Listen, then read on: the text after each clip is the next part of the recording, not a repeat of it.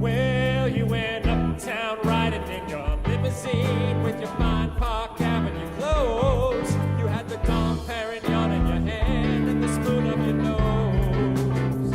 Oh, but when you wake up in the morning with your head on fire and your eyes too bloody to see, go on and cry in your coffin, but don't come crying to me. Because you had to be a big shot, didn't you? You had to open up your mouth. You had to be a big shot, didn't you? All your friends were so knocked out. You had to have the last word last night. You know what everything's about. You had to have a white hot spotlight. You had to be a big shot last night. Whoa, whoa, whoa.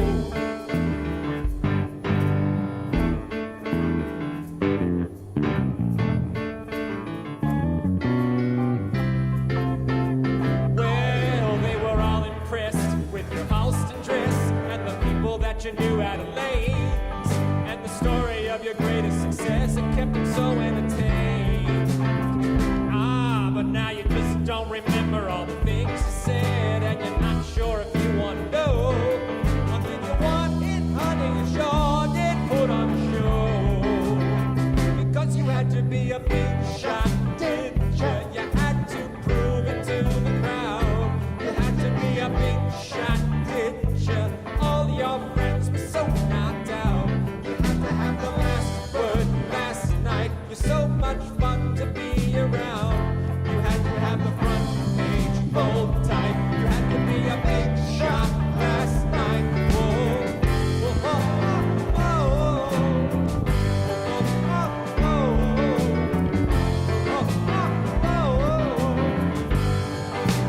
whoa. It's no sin to stick your 2 cents in if you know when to leave it alone. But you went over the line, you couldn't see it was time to go home. No, you had to be a big shot, didn't you? You had to open up your mouth. You had to be a big shot, didn't you? All your friends were so knocked out. You had to have the last word last night. You know what everything's about. You had to have a white hot spotlight. You had to be a big shot last night. Whoa, whoa, whoa.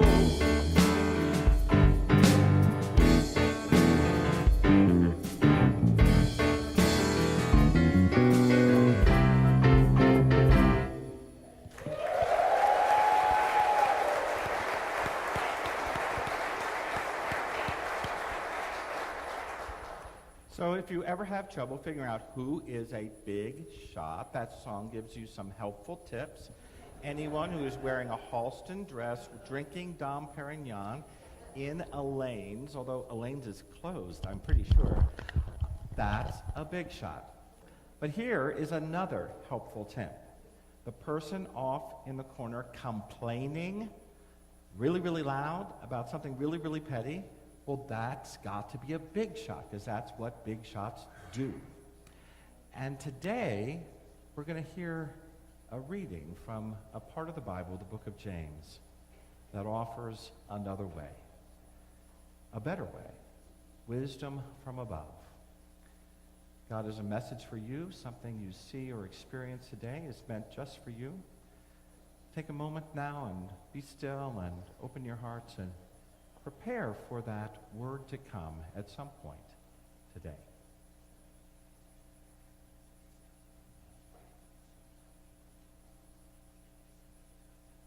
Amen.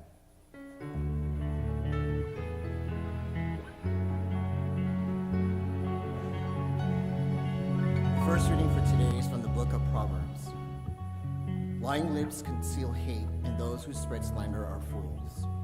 With lots of words comes wrongdoing, but the wise restrain their lips.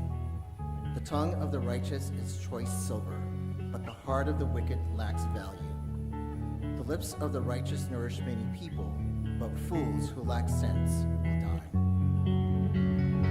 The second reading for today is from the book of James.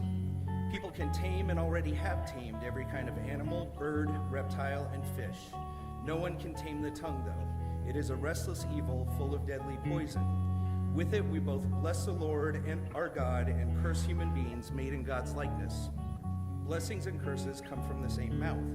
My brothers and sisters, it shouldn't be this way. Both fresh water and salt water don't come from the same spring, do they? My brothers and sisters, can fig trees produce olives? Can a grapevine produce figs? Of course not. And fresh water doesn't flow from a saltwater spring either. Are any of you wise and understanding? Show that your actions are good with a humble lifestyle that comes from wisdom. However, if you have bitter jealousy and selfish ambition in your heart, then stop bragging and living in ways that deny the truth. This is not the wisdom that comes down from above. Instead, it is from the earth, natural and demonic. Whatever there is jealousy and selfish ambition, there is disorder and everything that is evil. What of the wisdom is from above? First it is pure, then peaceful, gentle, obedient, filled with mercy and good actions, fair and genuine. Those who make peace sow the seeds of justice by their peaceful acts.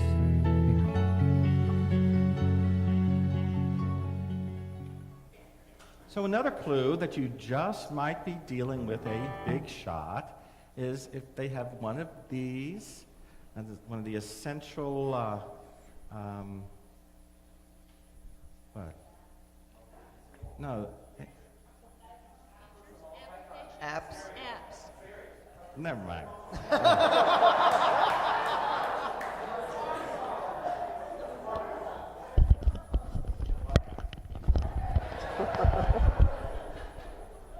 Anyway, I finally, just a few months ago, crossed the divide and got a smart phone. And it lives up to its name. It's very smart, much smarter than me. Because I, in these few months, learned a very, very, very few. Ooh, I have 2 messages. Do you mind?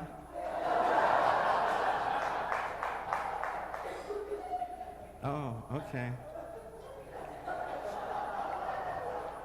I can get messages. I can check email.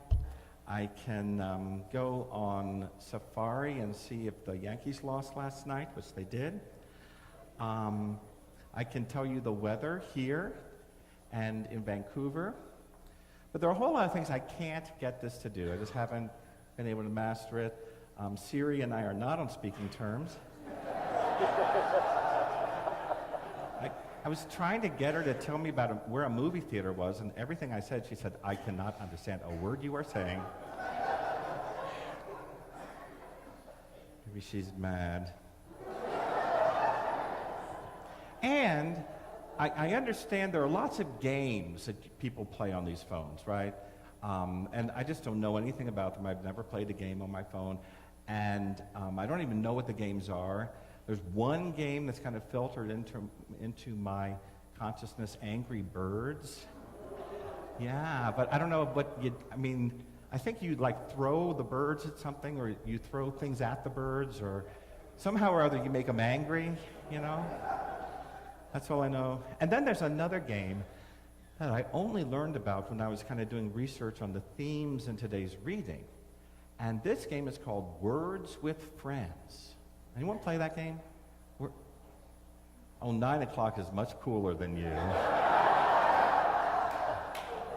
It's millions and millions of people play this game, or at least they did a year ago, and you know how fast these things change, so maybe you're all just way past Words with Friends. But Words with Friends is very, very much like Scrabble. It's so much like Scrabble that Mr. Scrabble has a lawsuit, I think, if he wants one. But you play it just like Scrabble, and you learn the same life lessons that you learn from Scrabble. Things like words have value, and words connect people to one another.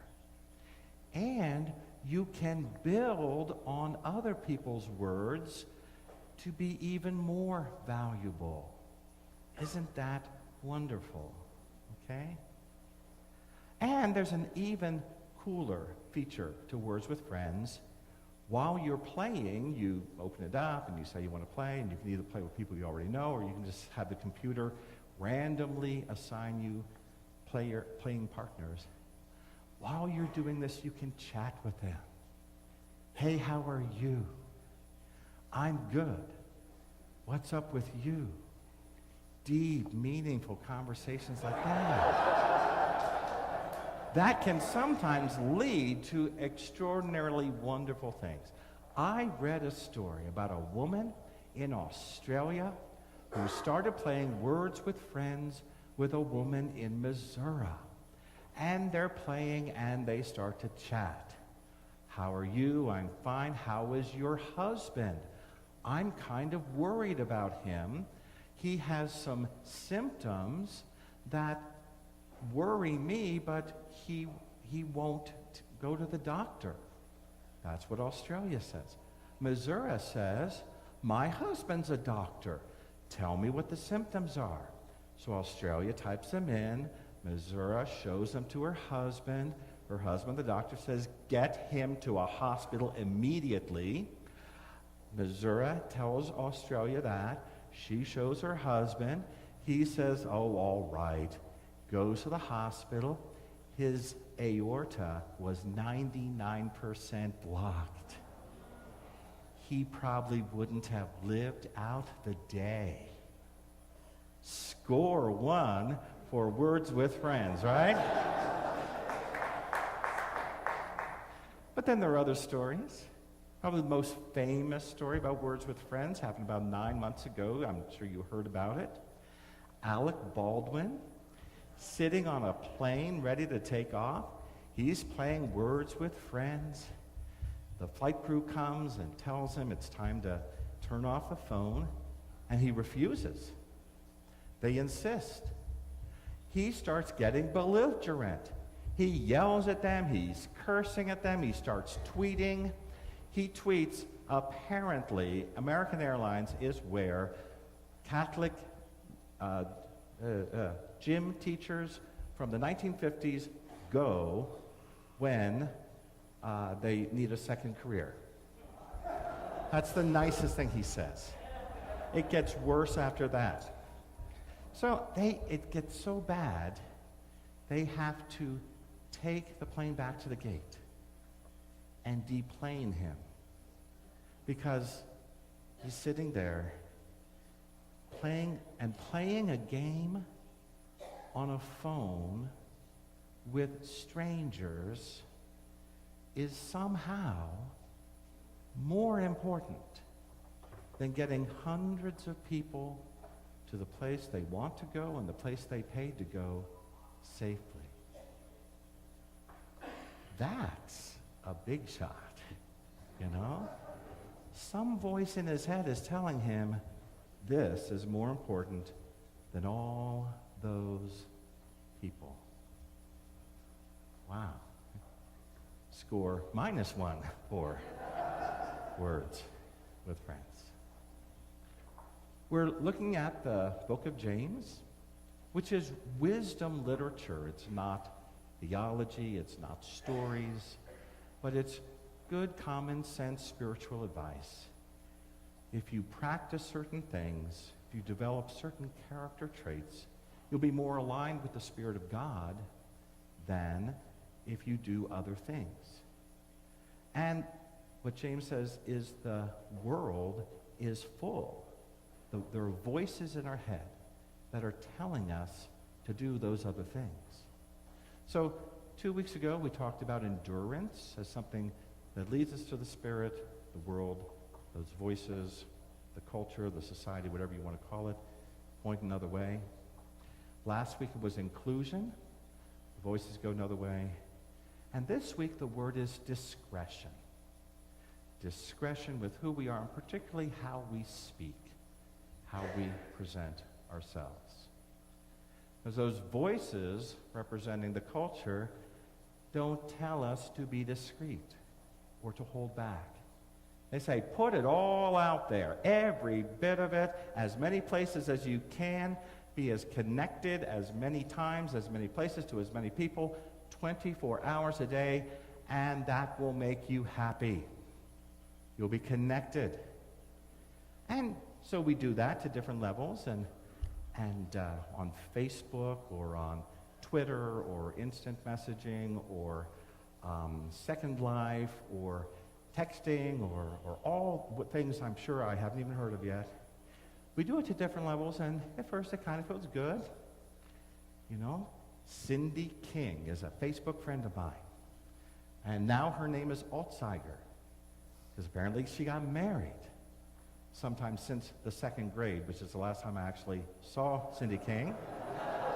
But now I know every time she goes to Longwood Gardens, every single time I know that. And that's good, right? I guess. We're connected.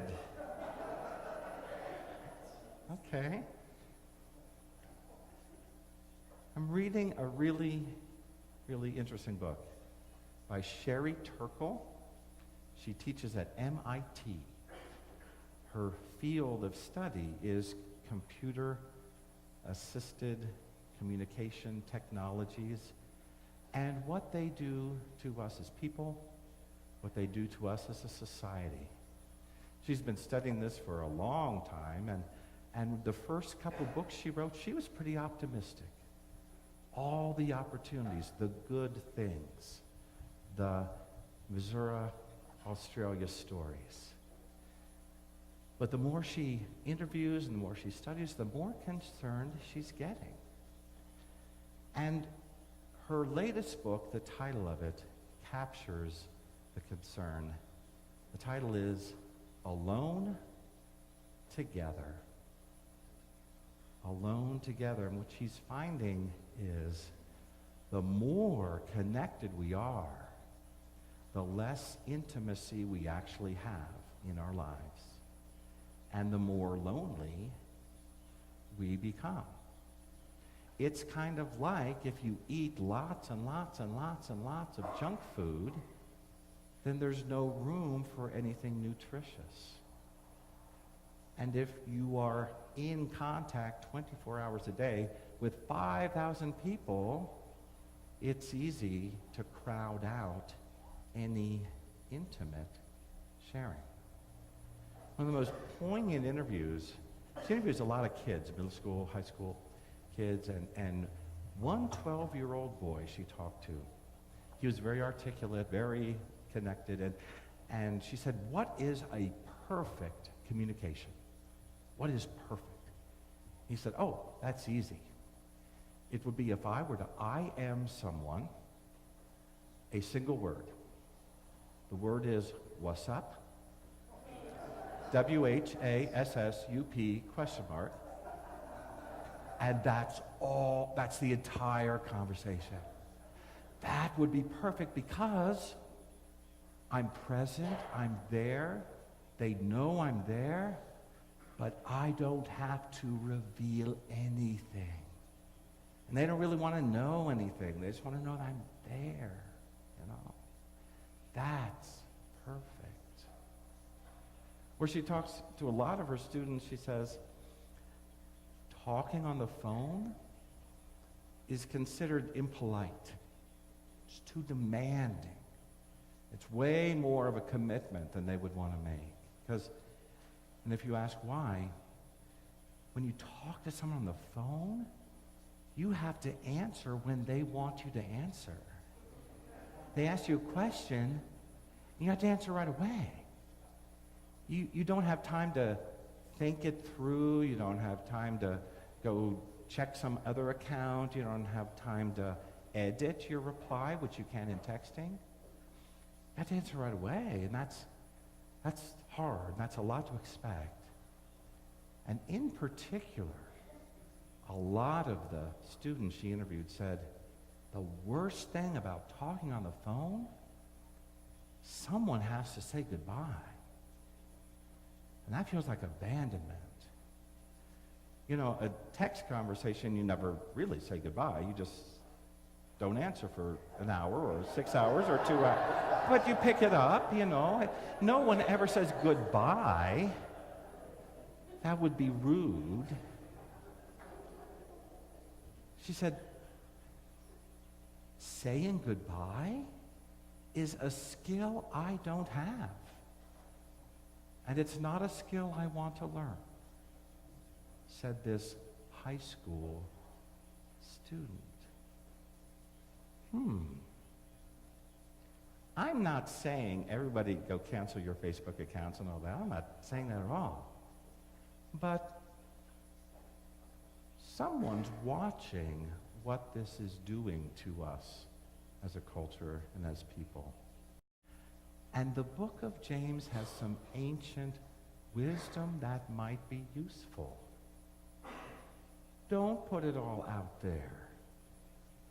The tongue, speech, can be dangerous. Needs to be controlled. Or as the proverb said, where there are many words, there is trouble. Hold back. Keep some of it to yourself. Or as that profound spiritual leader, my great Aunt Faye, always used to say, you don't gots to tell everything you know. You know? That's not what the voices say. The voices say, tell everything you know to everybody, you know? No. Wisdom says, hold some of it back. There's value in silence. Mystical traditions, Catholic mystical traditions in particular, understand silent retreat, silent meditation. The cloud of unknowing, a mystical text says, after all, it's impossible even to speak about God. You can't speak about God. You can only love God. There's some wisdom in holding some back. And James goes further. Because James doesn't just say talk less. James says, be choosy what you do say. And the negative stuff, that's what you want to cut out. Because to James, it makes no sense at all that blessing and cursing would come out of the same mouth. The same mouth we bless and praise the name of God turns around and curses a child of God made in God's image. Doesn't make any sense. That's like salt water and fresh water coming from the same spring. That would be a hard thing to do, cutting out the negative talk for most of us, because we do so much of it. I saw one study that said the average person, 50% of the things we say are negative. 50%. 30% are positive. 20% are neutral. So to cut out the negative stuff, what would we talk about? It might be worth finding out. It might be worth finding out. I know another spiritual leader who recommends periodically, she calls it fasting from complaining. Fasting from complaining. Now, she wants you to understand, complaining is not speaking up in a constructive way to right a wrong or correct a mistake. That's not complaining. Go to a restaurant, you order split pea soup, server brings you vegetable soup. To call attention to that so the mistake can be corrected, that is not complaining. When the server leaves, you say, I cannot believe how incompetent the service is here. I'm never coming to this place ever again. That's complaining. And when you think about it, that's not helpful. That doesn't fix anything. That doesn't help anything. You might say, oh, it makes me feel better. When I say that, I realize, well, I've never really tried the alternative, so I don't know if I would feel better. What if I chose not to complain? What if I made that a habit? What if I did that for a whole day?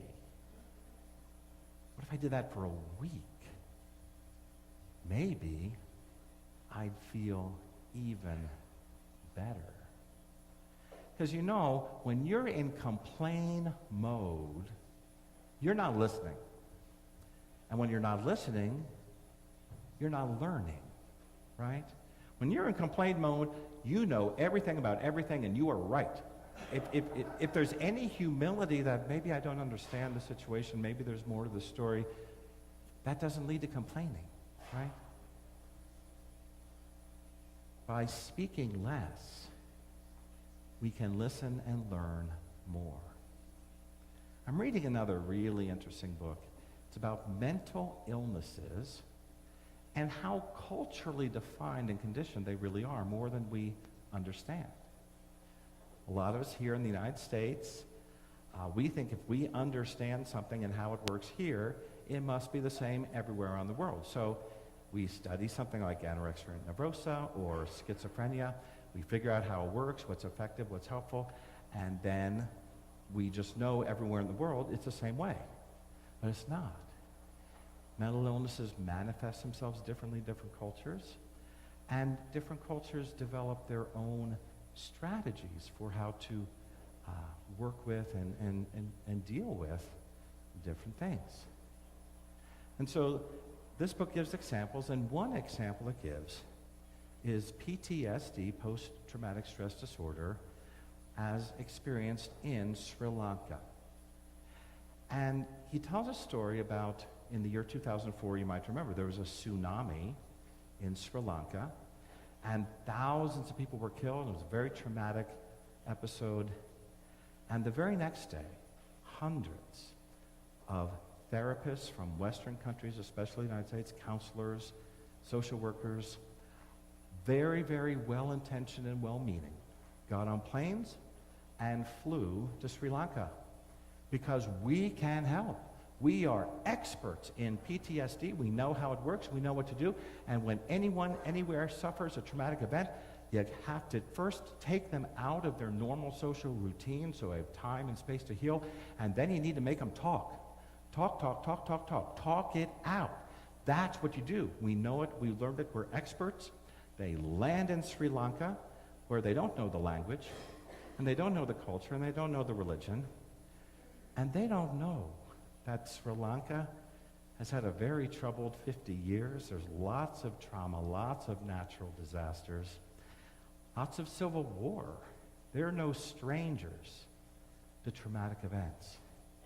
And they don't know that Sri Lanka's culture and religious values have evolved to where the most important thing in hard times is to make sure social ties are maintained.